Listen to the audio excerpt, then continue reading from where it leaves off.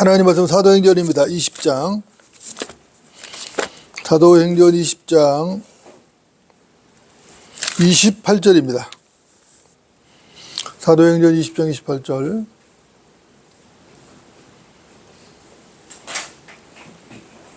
하나님 말씀은 사도행전 20장 28절입니다. 제가 받들어 읽겠습니다. 그러므로 너희 자신을 조심하고 모든 양떼에게도 그리하라. 이들을 위하여 성령께서는 너희를 감독자들로 세우셨으며 하나님께서 자신의 피로 사신 하나님의 교회를 돌보게 하셨느니라. 아멘. 오늘 말씀의 제목은 하나님의 피를 보라입니다. 하나님의 피를 보라. 7월 15일 잠보 신문에 아주 기괴한 기사가 하나 나왔습니다. 기사 제목은 이렇습니다. 17세 아들 피 1리터 수혈한 미 억만장자 돌연 실험 중단. 왜? 이런 제목입니다. 기사의 내용을 보니까 이렇습니다. 내용은 미국의 40대 억만장자 브라이언 존슨이라는 사람이 젊어지고 싶다면서 회춘 프로젝트를 시행하고 있는데 젊은 사람의 피를 수혈받는 실험을 중단을 했다는 것입니다. 중단한 이유는 수혈이 회춘에 효과가 없다는 이유라고 합니다. 이 사람은 회춘을 위한 이 프로젝트에 매년 200만 달러, 우리 한화로 하면 약 25억 원이 되죠. 25억 원을 쓰고 있다고 합니다. 여러분들 어떻습니까? 사람이 젊어지고자 하는 욕망이 엄청나죠? 예. 그러면 왜 젊어지려고 할까요? 이런저런 이유가 있을 수 있겠죠. 그래도 아무래도 근본적인 이유는 죽음 때문일 것입니다. 죽음을 피하고 싶은 욕망은 누구에게나 있는 것이고 그것 때문에 엄청난 돈을 썼을 것입니다. 사실 그런다고 해서 죽음을 피할 수 있는 것은 아니죠. 여러분들, 죽음의 원인이 뭡니까? 죽음의 원인은 죄잖아요. 그렇죠? 죄 문제를 해결하지 않고는 결코 죽음을 해결할 수 없습니다. 이것이 하나님 말씀이고 이것이 명백한 진리인 것이죠. 먼저 로마서 6장을 보겠습니다. 로마서 6장 20절부터 23절입니다. 로마서 6장 20절부터 23절. 로마서 6장 20절부터 23절. 제가 받들어 읽겠습니다. 너희가 죄의 종이었을 때에는 의로부터 자유로웠느니라. 그런즉 너희가 지금 부끄럽게 여기는 그 일들에서 그때 무슨 열매를 얻었느냐. 그런 일들의 끝은 사망이니라. 그러나 이제는 너희가 죄로부터 자유롭게 되고 하나님의 종이 되어 거룩함에 이르는 열매를 얻었으니 그 끝은 영생이니라. 이는 죄의 삭은 사망이요 하나님의 선물은 예수 그리스도 우리 주로 말미암은 영원한 생명이기 때문이라. 아멘. 여러분들 아멘이죠? 여러분들 사망이라는 것은 죄의 삭시죠? 맞습니까? 우리는 이미 예수 그리스도를 믿고 거듭나서 죄를 용서받고 죽음의 문제를 해결했지만 우리도 구원받기 전에는 죄의 종이었죠. 그 죄 때문에 하나님의 진노의 심판을 피할 수 없고 영원히 불타는 지옥의 형벌을 피할 수 없는 그런 자들이었습니다.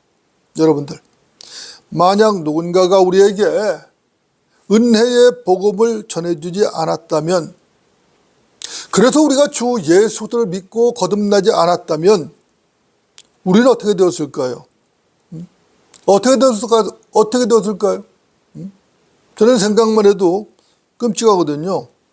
여러분도 저와 똑같은 마음일 것입니다. 지난 날들을 돌이켜 생각해 보면 우리가 구원받기 전에 과연 무슨 열매를 맺었는가? 사실 하나님을 대적하는 죄의 열매밖에는 맺은 게 없었죠. 지금도 육신적으로는 우리가 턱없이 많이 부족합니다. 하지만 그래도 거룩함에 이르는 열매를 거둘 수 있게 된 것은 우리가 주 예수 그리스도를 믿고 거듭났기 때문입니다. 여러분들 어떻습니까? 우리는 하나님께 감사할 수밖에 없죠. 우리는 하나님께 감사와 찬양과 영광을 돌려드릴 수밖에 없습니다. 만약에 하나님의 구원 계획이 없었다면 우리는 꼼짝없이 지옥으로 갔을 것입니다. 지옥으로 갈 수밖에 없죠. 지옥을 피할 수가 없어요. 그런 방법이 없습니다. 우리는 주 예수 그리스도로 인하여 지옥을 피하게 되었습니다. 죄의 삭은 사망이요. 로마서 6장 23절이죠. 범죄하는 혼은 죽으리라. 에스겔서 18장 4절과 20절에 나와 있습니다. 범죄하는 혼은 죽으리라. 여러분들, 거듭난 사람도 하나님의 말씀을 어기고 자꾸 죄를 짓게 되면 그 죄 때문에 그 사람이 연수를 다 채우지 못하는 것입니다. 보통 사람이 연수가 70이나 80이라고 주님 말씀하셨는데 이 연수를 누리지 못하고 일찍 사망에 이르게 되는 것입니다. 왜 그렇죠? 자꾸 죄를 짓기 때문에 죄 때문에 일찍 사망에 이를 수도 있는 것입니다. 하지만 우리는 지금 당장 이 몸이 죽는다고 해도 영원한 지옥 불못에 던져지는 일은 절대로 없습니다. 우리는 거듭났기 때문에 둘째 사망과는 아무 관계가 없어요. 그렇죠? 사실 거듭난 그리스도인이 자꾸 죄를 지어서 이 몸이 죄 때문에 지금 당장 목숨을 잃는다 해도 그것도 하나님의 은혜입니다. 이 말은 무슨 말이냐? 이 말은 상습적으로 죄를 짓는 바람에 일찍 죽는 것도 사실은 그리스도인들이 누리는 은혜라는 것입니다. 여러분들, 이렇게 말씀을 들으면 의아해하는 분이 있을 거예요. 아니, 일찍 죽는 게 무슨 은혜입니까? 이렇게 말할 수도 있을 것입니다. 그러나 일찍 죽는 것도 은혜일 수 있습니다. 왜 그렇죠? 간단합니다. 더 이상 죄를 지을 가능성이 차단되기 때문에 은혜인 것입니다. 자꾸 하나님의 말씀을 어기고 죄를 짓고 죄를 계속 쌓는 것보다는 차라리 일찍 목숨을 잃는 것이 더 은혜일 수 있다는 것입니다. 성경은 말합니다. 그러한 자를 사탄에 넘겨주어 그 육신은 멸망케 하여도 그 영은 주 예수의 날에 구원받게 하려 함이라. 고린도전서 5장 5절 말씀입니다.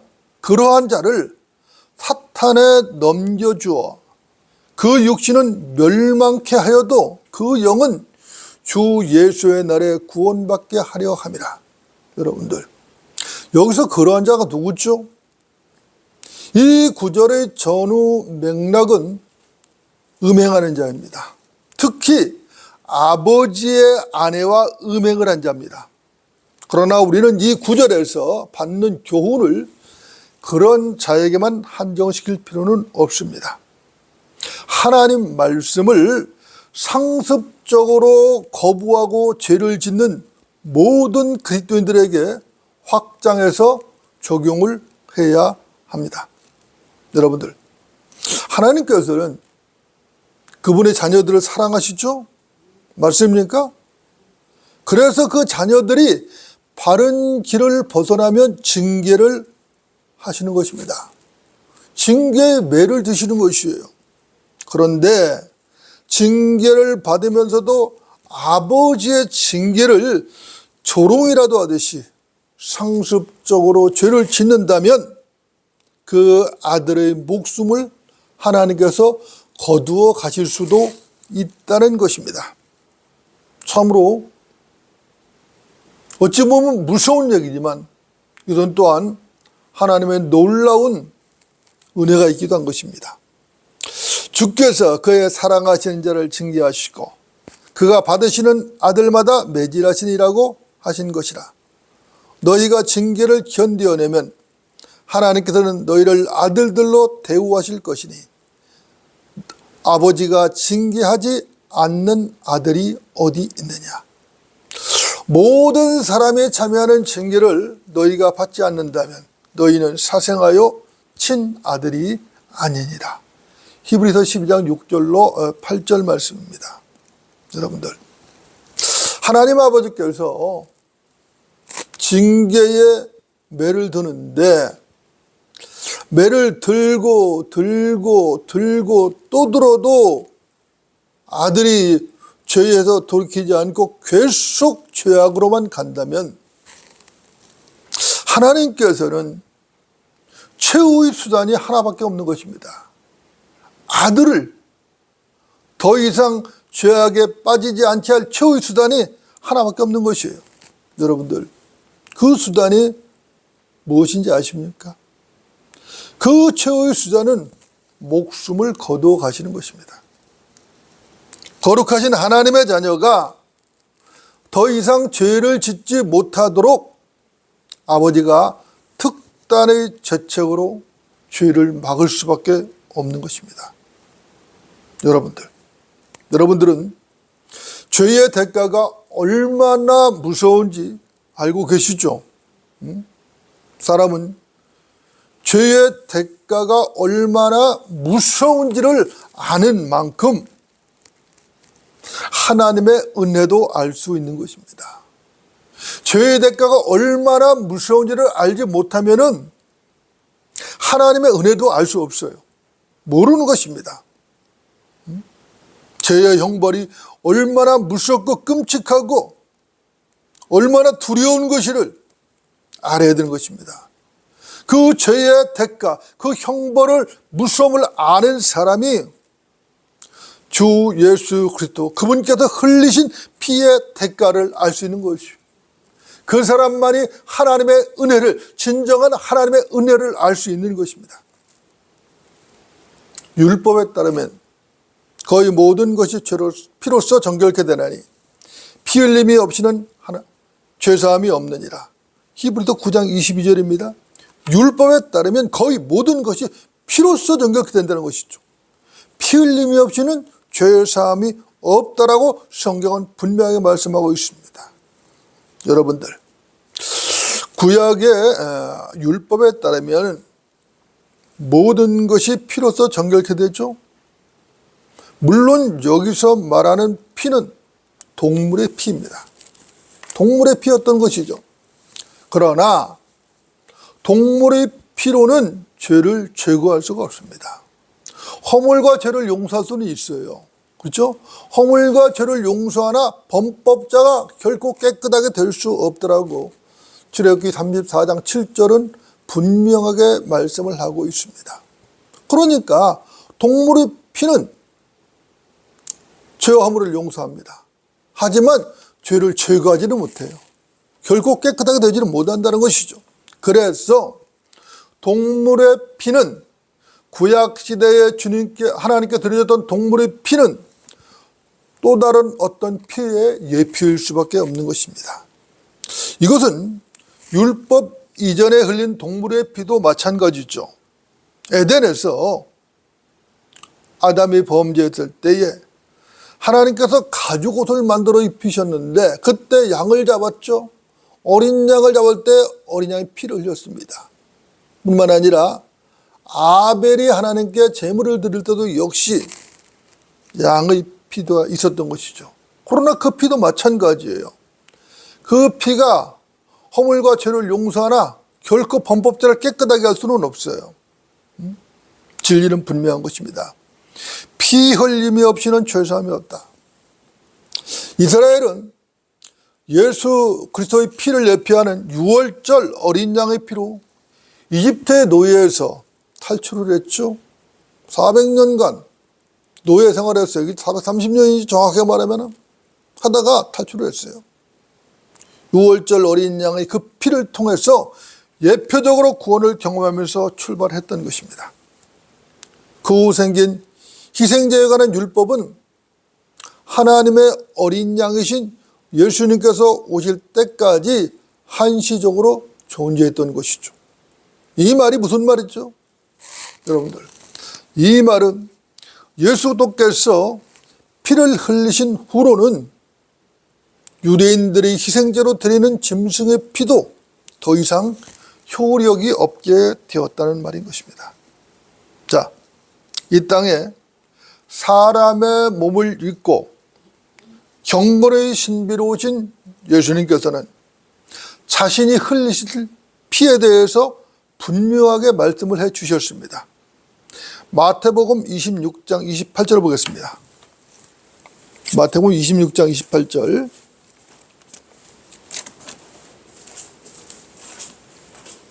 마태복음 26장 28절을 보면은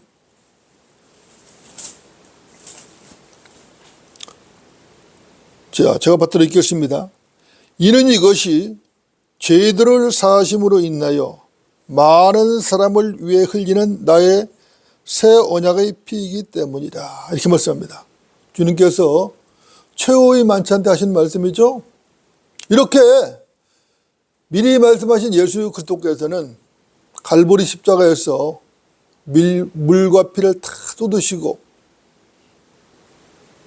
죽으셨죠. 희생제물이 되셨습니다. 그 희생제로 인하여 전 인류를 위한 구원의 길이 활짝 열린 것이죠. 우리 주님께서 십자가에서 피를 흘려 죽으심으로 말미암아 전 인류에 대한 구원의 길을 활짝 열어놓으신 것입니다. 히브리서는 이렇게 말씀합니다. 황소와 염소의 피와 암소의 제도 불결한 자들에게 뿌려 그 육체를 정결케 함으로써 거룩하게 한다면 하물며 영원하신 성령을 통하여 흠없는 자신을 하나님께 드린 그리스도의 피가 어찌 죽은 행실에서 너희 양심을 정결케 하여 살아계신 하나님을 섬기게 하지 못하겠느냐. 히브리서 9장 13절로 14절 말씀입니다. 여러분 아멘이시죠? 황소와 염소의 피와, 그렇죠? 또 암송아의 제도 불결한 자들에게 뿌려서 그 육체를 정결케 한다면, 그래서 거룩하게 한다면 하물며 우리 주 예수 그렇게 흘리신 그 피가 어찌 너희를 정결케 하지 못하고 어떻게 너희 양심과 행실을 깨끗하게 하지 못하겠냐는 것입니다. 어떻게 살아계신 하나님을 섬기지 못하게 하겠냐는 거예요. 그렇죠. 당연하죠. 여러분들, 예수의 피는 우리의 양심을 정결케 하고 우리의 죄를 양털같이 희고 눈과 같이 깨끗하게 씻어주기에 충분한 것이죠. 예. 예수 그리스도의 피는 능력이 있습니다. 여러분들, 그분의 피가 왜 능력이 있죠? 그 피가 능력이 있는 것은 그 피는 영원하신 하나님의 피이기 때문에 능력이 있는 것입니다. 그 피 안에는 하나님의 영원한 생명이 있습니다. 그래서 이 피는 영원한 효력을 발휘하는 것이죠. 완전하고도 영원한 효력을, 우리 주님의 피는 효력을 발휘합니다. 그 누구라도 이 피를 의지하면 구원을 받게 되는 것이죠. 거침없이 담대하게 하나님께 나아갈 수가 있는 것입니다. 여러분들, 피가 중요하죠? 피가 왜 중요합니까? 피가 중요한 이유는 육체의 생명이 피에 있기 때문에 중요한 것입니다. 모든 육체의 생명은 피에 있습니다. 여러분들, 우리는 주 예수 그리스도께서 흘리신 피의 속죄를 믿고 구원을 받았죠. 영원한 생명을 얻었습니다. 우리가 얻을 생명은 보통 생명이 아니라 영원하신 하나님의 생명인 것입니다. 우리는 그 생명을 하나님의 피로 얻은 것이고 그 생명을 지금 우리가 누리고 있는 것이, 우리는 이 땅에 살다가 비록 언젠가 육신의 죽음을 맞이하겠지만 그러나 우리는 다시 살아납니다. 살아나서 영생을 주님과 함께 누리게 되는 것인데, 그것은 영원하신 하나님의 생명이 우리 안에 있기 때문에 그런 것입니다. 놀라운 것이죠. 이게 하나님의 은혜죠. 하나님의 피로 인하여 우리가 얻은 은혜인 것이고, 이것은 우리가 하나님께 감사할 수밖에 없는 것입니다. 그러나 유대인들은 무모했습니다. 그들은 예수님을 십자가에 매달아 죽이며 만용을 부렸어요. 그의 피를 우리와 우리 자손에게 돌리라. 마태복음 27장 25절이죠. 유대인들이 예수님을 십자가에 매달아 죽일 때 한 말입니다. 그의 피를 우리와 우리 자손에게 돌리라. 그 결과 그들은 어떻게 되었죠? 그들은 나라를 빼앗겼습니다. 이방인들에게 짓밟혔어요. 그렇죠? 그들은 디아스포라로 전 세계에 흩어져서 박해를 받았습니다. 1948년 5월 14일 독립국가를 세웠다고는 하지만 지금도 흩어져 있고 온전하게 회복되지 못한 채 그들은 지금도 고통 가운데 있는 것입니다. 여러분들, 세상이 이스라엘을 사랑합니까? 세상이 유대인들을 사랑합니까? 결코 그렇지 않죠? 세상은 결코 이스라엘을 사랑하지도 않고 좋아하지도 않습니다. 그들은 대환란 때 엄청난 고난을 당한 후에나 하나님의 약속에 따라 회복이 될 것입니다. 아브라함과 이삭과 야곱과 맺은 하나님의 그 언약의 약속에 따라서 이스라엘 백성들이 회복이 될 것입니다. 여러분들, 하나님을 거부한 자가 무섭죠. 하나님을 거부한 죄는 참으로 무섭습니다. 하나님께서는 그분의 왕국을 통치하시길 원하셨어요. 그러나 유대인도 어떻게 했죠? 그 왕이 와서 회개하라, 천국에 가까우니라고 선포했을 때 그들은 회개하기를 거부했죠. 오히려 왕으로 오신 메시아를 십자가에 못 박아 죽여버렸습니다.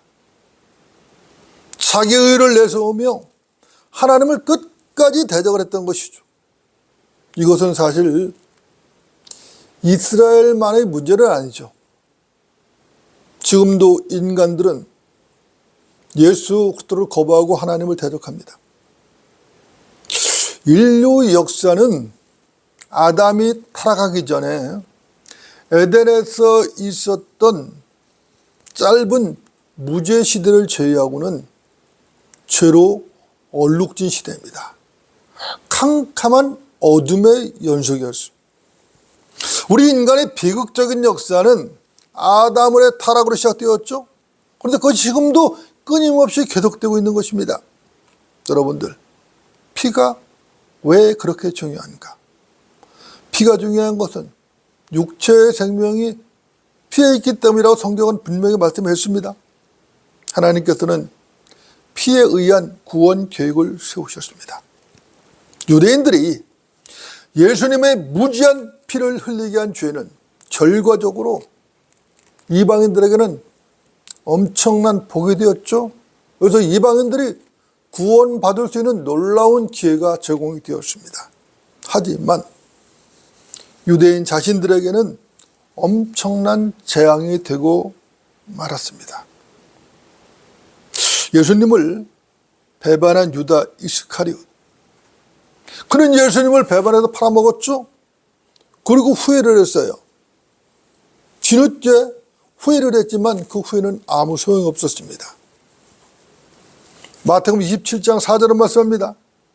내가 그 무지한 피를 배반한 죄를 지었다고 하니 그들이 말하기를 그 일이 무슨 상관이냐, 우리와 무슨 상관이냐, 네가 당하라고 하더라. 그렇죠.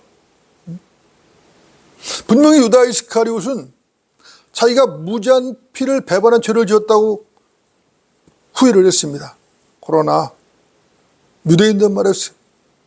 그 일이 우리와 무슨 상관이야, 네가 당하라고 하더라. 이렇게 말씀합니다. 빌라도 총독은 분명히 말했죠. 도대체 그가 무슨 악한 일을 행하였느냐. 예수님을 신문해도 빌라도는 죄를 발견할 수 없었던 것이에요. 그분은 죄가 없었죠. 그는 예수님은 죄가 없다고 분명히 말했습니다. 그러나 유대인도 어땠죠? 유대인들은 막무가내였어요. 그를 십자가에 못 박아 죽이라. 그를 십자가에 못 박으라. 막무가내로 유대인들은 나왔던 것입니다. 빌라도는 아무도 설득할 수 없다는 것을 알았어요. 빌라도는 오히려 소요가 일어난 것을 보고 물을 가져다 무리 앞에서 자기 손을 씻었죠. 자기 손을 씻으면 빌라도가 뭐라고 말을 했습니까? 여러분들, 빌라도가 뭐라고 말했죠? 마태복음 27장 24절에 나와 있죠. 한번 볼까요? 마태복음 27장 24절.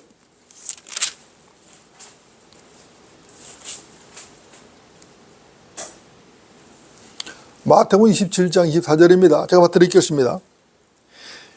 빌라도가 자기로서는 아무것도 설득할 수 없고 오히려 소요가 일어난 것을 보고 물을 가져다가 무리 앞에서 손을 씻으며 말하기를, 나는 이 의로운 사람의 피에 대하여 무지하니 너희가 맡으라고 하자. 이렇게 말씀합니다. 자, 빌라도는 무리 앞에서 물에다 손을 씻었어요. 물에다 손을 씻었어요. 손을 씻고 나는 무지하다 말이야. 너희가 맡으라고 한 거예요. 너희가 맡으라 말이야.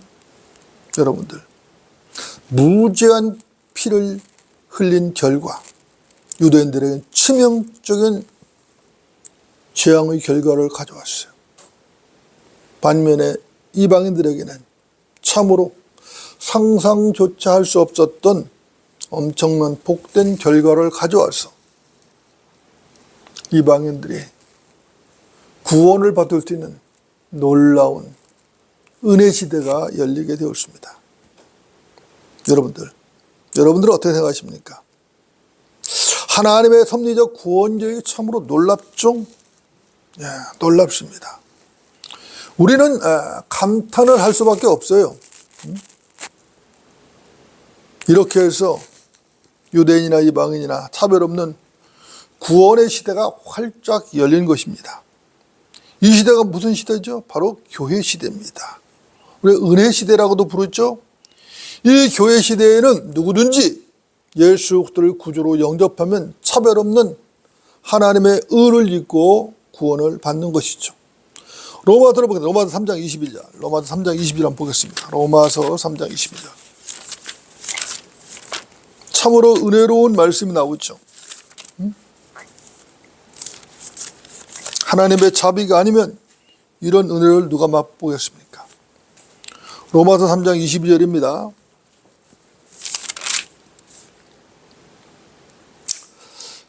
곧 하나님의 의는 예수 그리스도를 믿음으로 인한 것으로 모든 자와 믿는 모든 자에게 미치나니 차별이 없느니라. 이렇게 말씀합니다. 하나님의 의, 예수 그리스도로 말미암은 것이라고 말씀하죠. 모든 자와 믿는 모든 자에게 차별이 없이 미치다고 말씀하고 있어요. 로마서 10장 12절로 13절도 이렇게 말씀합니다. 유대인과 헬라인 사이에 차별이 없으니 이는 만민에게 동일한 주께서 그를 부르는 모든 사람에게 부여하심이라. 누구든지 주의 이름을 부르는 자는 구원을 받으리라. 누구든지 주의 이름을 부르는 자는 구원을 받으리라. 유대인이든 이방이든 상관없이 누구든지입니다. 누구든지 주의 이름을 부르면 구원을 받는다. 그렇죠? 은혜죠. 은혜예요. 여러분 어떻습니까? 우리는 유대인이 아닙니다. 그죠? 우리는 이방인 출신 그리스도인들이죠. 이 말은 우리 이방인 출신으로 하나님의 교회 안으로 들어간 사람이라는 말입니다. 하나님께서는 사람을 다루실 때 이방인과 유대인 그리고 하나님의 교회로 나누어서 다루십니다. 여러분들 이것을 알아야 되죠? 이것을 모르면 성경을 절대로 바르게 알 수가 없어요. 그렇죠? 성경을 여러 번 읽는다고 다 알아지는 것이 아니에요. 진리의 말씀을 올바로 나누어 공부하지 않으면 절대로 알 수 없어요. 시대와 대상에 따라서 나누지 않으면 절대로 몰라요. 그렇죠?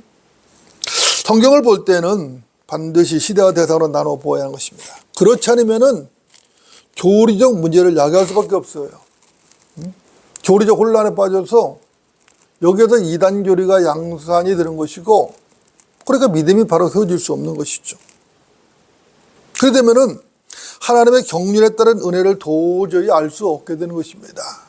그래서 지금 이 시대에도 자기 행위를 통해서, 어떤 율법을 통해서, 자기 선행을 통해서 어떻게 구원을 받아보려고 발버둥을 치는 것이, 어떤 고행을 통해서 구원을 받으려고 하는 사람도 있죠. 그러나 그렇게 되는 것이 아니에요. 성경을 올바로 나누어 볼 때에 하나님의 은혜를 알 수 있는 것이. 여러분들 맞습니까? 네. 이제 오늘 본문 사도행전 20장을 보고 정리를 좀 하겠습니다. 사도행전 20장입니다. 28절. 그러므로 너희 자신을 조심하고 모든 양떼에게도 그리하라. 이를 위하여 성령께서는 너희를 감독자로 세우셨으며 하나님께서 자신의 피로 사신 하나님의 교회를 돌보게 하셨느니라. 여러분들, 이 본문은 우리에게 매우 익숙한 본문이죠. 이 본문을 보면 하나님께서 자신의 피로 사신 교회라는 말이 나왔습니다. 그죠? 저는 오늘 이 말씀을 주목하기를 원하는 것이에요.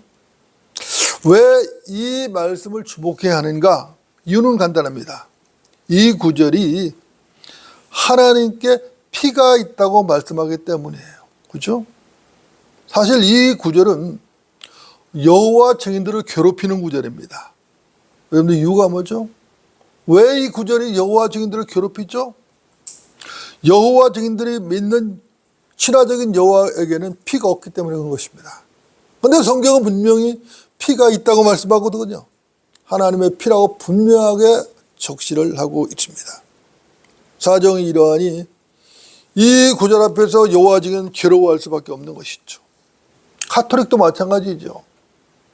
또 가톨릭을 추종하는 친가톨릭 교회들도 마찬가지입니다. 이 구절을 보면 괴로운 것이에요. 그래서 공동 번역 성서는 이 구절을 변기한 것이에요. 뭐라고 변기했느냐? 하나님께서 당신 아드님의 피라고 변기했어요. 당신 아드님의 피. 예수 그리스도의 피라는 것이죠. 어떻게 보면 그게 맞지 않느냐라고 생각할 수 있어요. 그러나 틀렸어요. 왜 틀렸죠? 분명히 예수님께서 피를 흘리시는데 그 피는 하나님의 피라고 말씀했단 말입니다. 성경은. 그렇다면 예수님이 뭐라는 얘기죠? 하나님이라는 얘기예요. 그렇죠? 그 진리를 가리고 있는 것이에요. 공동번역 성도는 한국 가톨릭과 개신교가 같이 쓰자고 만든 성경이죠. 또 세번역 성경이라는 것도 있어요. 이 세번역 성경도 이 구절을 변기했습니다. 뭐라고 변기했냐면은 하나님께서 자기 아들의 피라고 변기하셨어요. 자기 아들의 피. 역시 예수 그리스도의 피라는 것이죠. 이건 역시 예수님께서 하나님이라는 사실을 가리고 있어요. 여러분들, 이렇게 되면은 무슨 진리가 훼손됐죠? 예수 그리스도께서 하나님이시라는 진리가 훼손된 것이에요. 그러면 예수의 신성이 감춰지는 것입니다. 이렇게 되면은 예수님이 삼위일체 하나님이 아니라 피조된 하나님이라는 거짓 교리가 나오게 되는 것이. 이런 이유로 하나님 말씀은 단 한 구절 한 구절도 한 단어 한 단어도 중요한 것입니다. 심지어는 구두점 하나도 중요해요. 왜 그러냐면 구두점 하나가 초림과 재림을 나누기 때문에 구두점 하나도 중요한 것입니다. 그렇죠? 그래서 하나님 말씀은 절대로 변개되면 안 돼요. 기록된 그대로 읽고 기록된 그대로 믿어야 돼요. 여러분들, 하나님 말씀은 절대적이죠? 왜 하나님 말씀이 절대적입니까? 하나님 그분 자체가 절대적이기 때문에 절대적인 것입니다. 그렇죠? 하나님 말씀은 인간이 손을 댈 수 있는 부분이 없어요. 인간이 절대로 손을 대면 안 돼요. 그렇죠? 인간은 성경에 기록된 그대로 믿고 순종해야 될 뿐입니다. 그것밖에 없어요. 성경에 기록된 그대로 읽고 믿고 순종해야지 인간이 거기에 자기 생각을 가미한다든가 자기 사상을 가미해서 하나님 말씀에 손을 대면 절대로 안 되는 것이죠.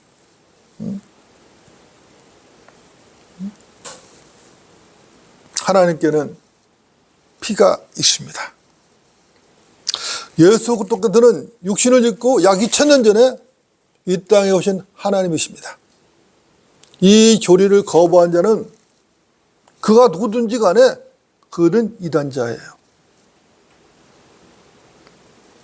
성경은 분명히 말씀하죠. 디모데전서 3장 16절 한번 보겠습니다. 디모데전서 3장 16절. 우리가 잘 아는 구절이죠. 그런데 매우 중요한 구절이에요. 3장 16절. 디모데전서 3장 16절. 제가 받들어있겠습니다. 경건의 신비는 논쟁의 여지없이 위대하도다. 하나님께서는 육신으로 나타나셨고 성령으로 의롭게 되셨으며 천사들에게 보이셨고 이방인들에게 전파되셨으며 세상에서 믿은 바 되셨고 영광 가운데로 들려 올라가셨습니다. 아멘이죠. 그죠? 여러분들, 육신으로 나타나신 하나님, 그분이 누구시죠? 예수 그리스도죠. 육신 안에 나타난 게 아닙니다. 육신으로 나타났어요. 그분이 하나님이에요. 그분이 하나님이에요. 이거 오해하면 안 됩니다. 많은 성경들의 변제돼서 육신 안에 나타나신 하나님이라는 그렇게 번역한 성경들이 있거든요. 틀렸어요. 육신으로 나타나신 하나님이십니다. 그분은 주 예수 그리스도시죠. 예수 그리스도께서 하나님이시라는 것은 논쟁의 여지가 없이 위대하다고 성경은 말씀하고 있어요. 왜 그렇죠? 그분은 삼위일체 하나님이라는 명백한 증거가 있기 때문에 그렇습니다. 그분은 경건의 신비로 오신 하나님이십니다. 인간의 지성이로나 인간의 이성으로는 절대 이해 불가해요. 성경은 이것을 뭐라 그랬죠? 경건의 신비라고 말씀을 하고 있습니다. 하나님께서 인간의 육신을 입고 지금부터 약 2000여 년 전에 이 땅에 오셔서 십자가를 지셨어요.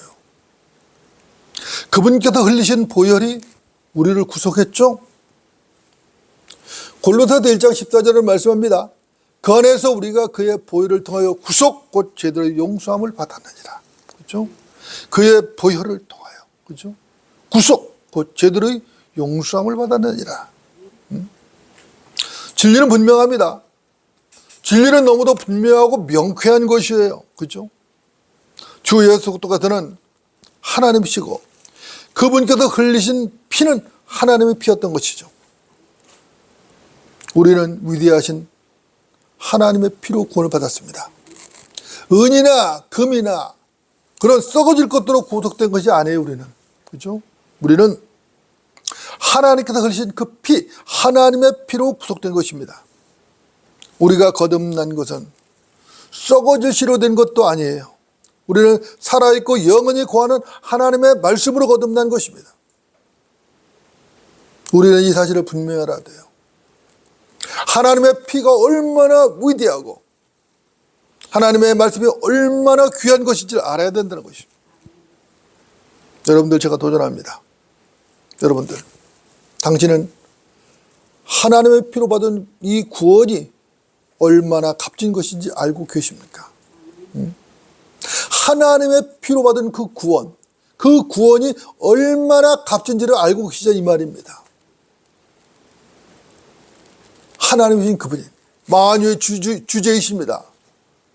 아예 홀로 계신 하나님, 그분이 인간의 몸을 입고 오셔서 죄가 되고 저주가 되셔서 피를 흘리신 것이, 다 쏟으신 것이, 그분이 십자가에서 죽으셨고 장사되셨다가 성경대로 셋째 날에 부활하신 것이, 그분이 흘린 피는 성경에 예언된 그대로 와서 흘리신 것이, 그대로 부활하신 것이, 그 피에 의해서 우리가 구속되었다는 것입니다. 여러분, 그 값이 얼마죠? 여러분, 하나님의 피값이 얼마예요? 계산할 수 있습니까? 이건 계산 불가예요. 계산 불가예요. 그러니까 하나님의 그 피, 그 값진 피로 받은 이 구원이 얼마나 고귀하고 귀한 것을 알아야 된다는 거죠. 이걸 아는 사람은 하나님을 높일 수밖에 없어요. 하나님을 찬양할 수밖에 없어요. 하나님께 감사할 수밖에 없어요. 하나님께 자기 자신을 드릴 수밖에 없어요. 이걸 모르니까 어쩌고 저쩌고 떠들어대는 거죠. 우리 모두 하나님을 영원토록 찬양하는 그러한 성도들이 되어야 할 것입니다. 기도하겠습니다.